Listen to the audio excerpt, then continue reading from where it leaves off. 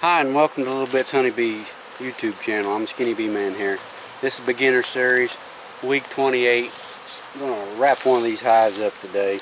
It's a little early, but when we done that split, this hive here, this never did do what it should have. This hive here is doing well. This hive is probably strong enough to make it through the winter, but never did turn anything on. So we're going to show the process of getting the bees. Last time we was in this box, the bees are all in the top. Hardly anything in the bottom. So we're going to take this box and put it down here. See if they've got any empty spaces in this box, and if they got honey in this one, we're going to take the honey out and put it in there and put them down to one box. We're going to put a sugar shim on it with a vent hole, screen vent hole. And you can just put newspaper down over the top of the frames and put your sugar on it. I made these little baskets out of a 1/2-inch hardware cloth, and I set them in there. And the reason I do that is because you get a warm day in February and you want to look at your bees, you can't get that sugar off there, just bust up. If you got them in this basket, you can pick the baskets off and look at the bees and go that route. I'm going ahead and get a little windy today.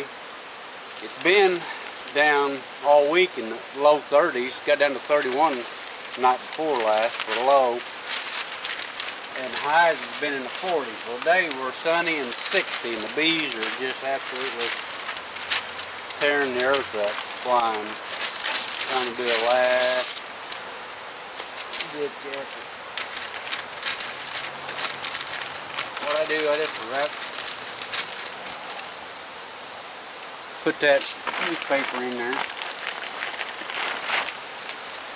On a nuke, I usually give them 4 pounds, but you can check it midwinter or whatever. If they're up there eating it, you can give them more. I just dump a bag of sugar on top of it.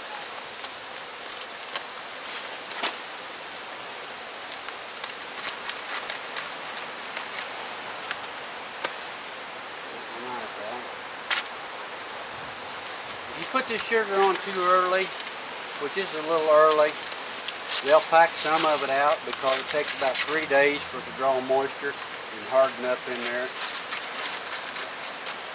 I typically wouldn't get these ready till another week or two, but some of you guys in colder climate, you need to be doing it now, so we're going to put this video out. There's one basket.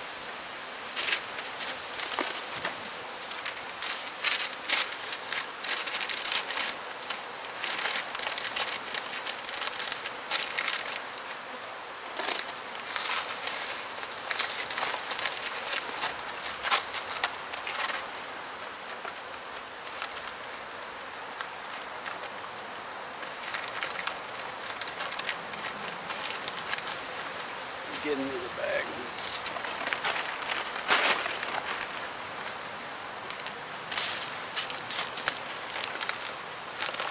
The reason I'm getting these all ready before we get in the hive, this is late fall, and the bees are looking for every last little bit of nectar they can look, and if you leave a hive open very long, you're going to start robbing. So you don't want to be in your hives, have them open a long time.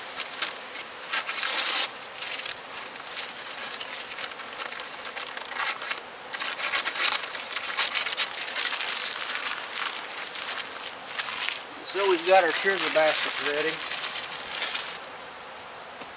and you'll find too, sometimes this late in the fall, if you open a hive up, they can not be very pleasant to work. They get a little cranky. Let me see here, I'm trying to think what all I need.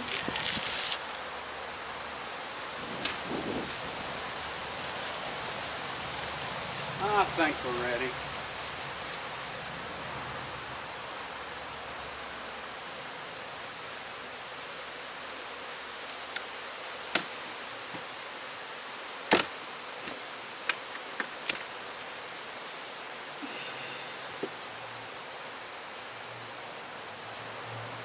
So they got this box pretty packed out. It's in pretty good shape.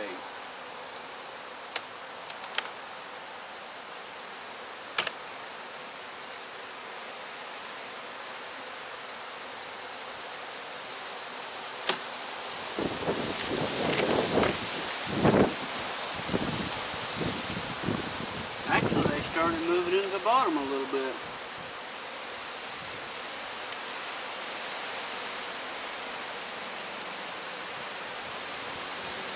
There's one frame there we might switch.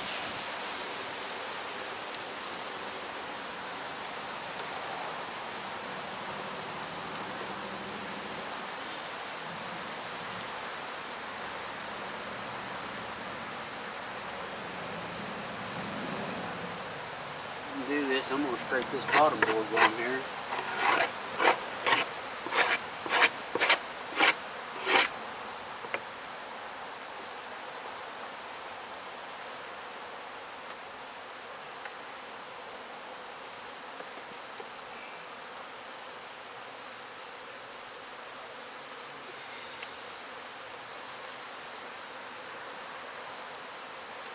Of course, we got our entrance reducer in. We got it shut down to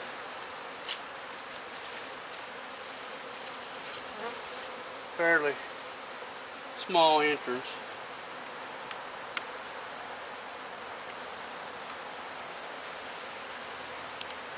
I don't know if we'll have room for that beetle trap in there this winter or not. But we're going to leave the vent towards the front, so we want to leave a little bit of space up there in the front for the vent.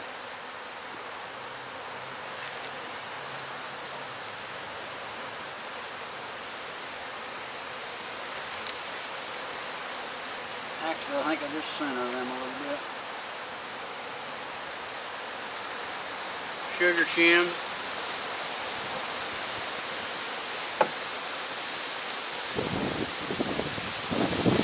Put that on there.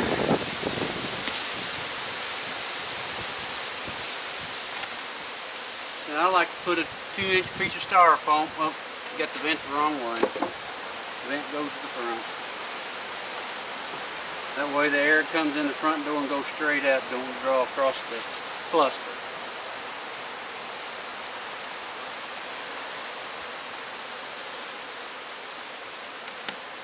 And don't have to put the feeder back on, but if I don't put it back on, I just have them stacked everywhere, so I'll dump them out.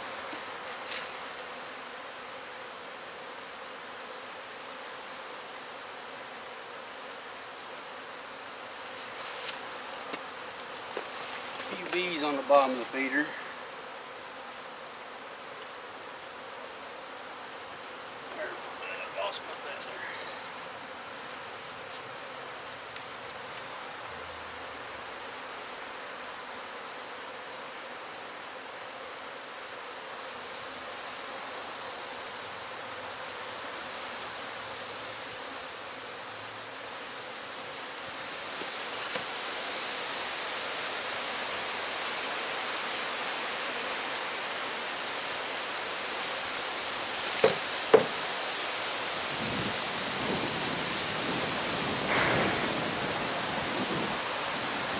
Okay, so we've got the bees down here in the bottom.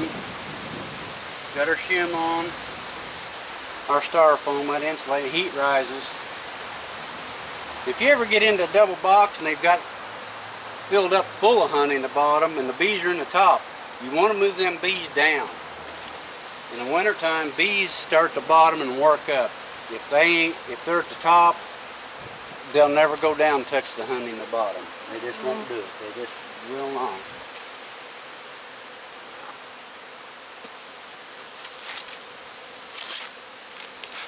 This year, I'm going to try a Michael Palmer thing on a few hives. This one here, he lives in Connecticut. He's got a lot colder winter than I do. He runs an upper entrance for a vent. This is just 15-pound black roofing felt. just to get the inductive heat. It ain't really for insulation, it's for the passive heat from the sun. We ain't gonna staple it too much because we want to get these off and reuse them next year. So we're just gonna put 3 staples in there, and that'll let the lid come down and overlap the black paper, keep the wind from catching it. Maybe.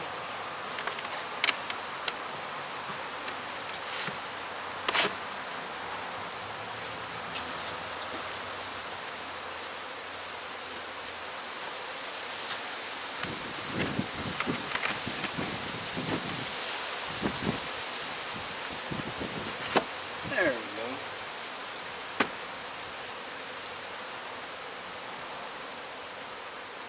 Now that box is ready for winter. Ready for winter. This one here, we already know the cluster is down the bottom from the last time.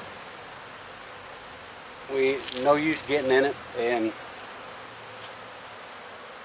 check and see if the queen's in there. This late in the year, it's pretty much mute if she's not.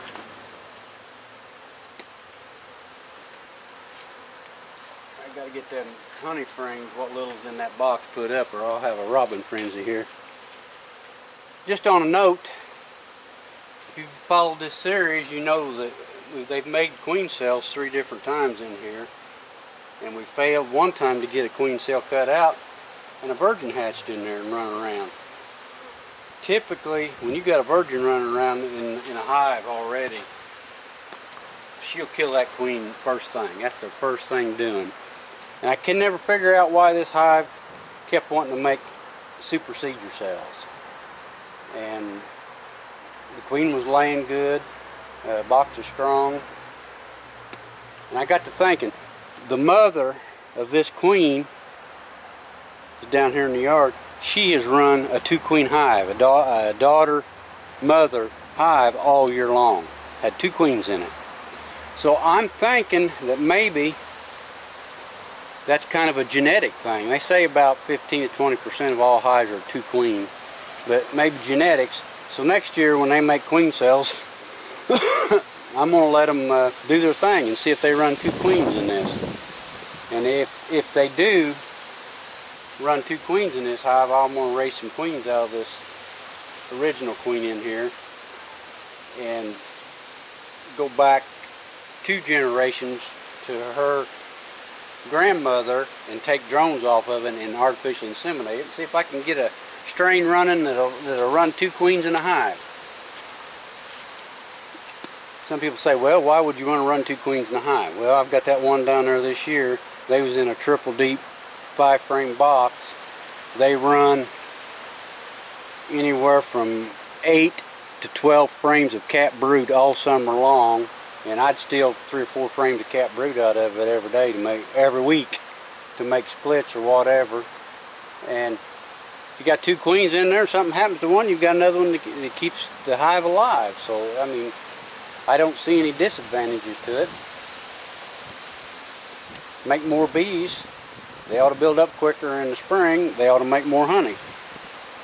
So we're going to play with it next year, and that may just be a coincidence, but pretty odd that that hive is as strong as it is, and they've been tried 3 different times to replace the queen or make another queen cell. I don't think they were trying to replace her.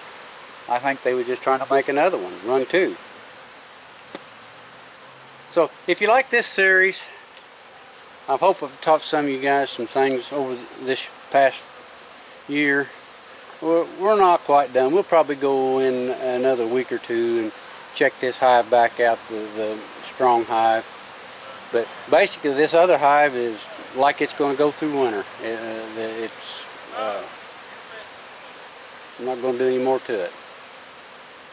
Thanks for watching.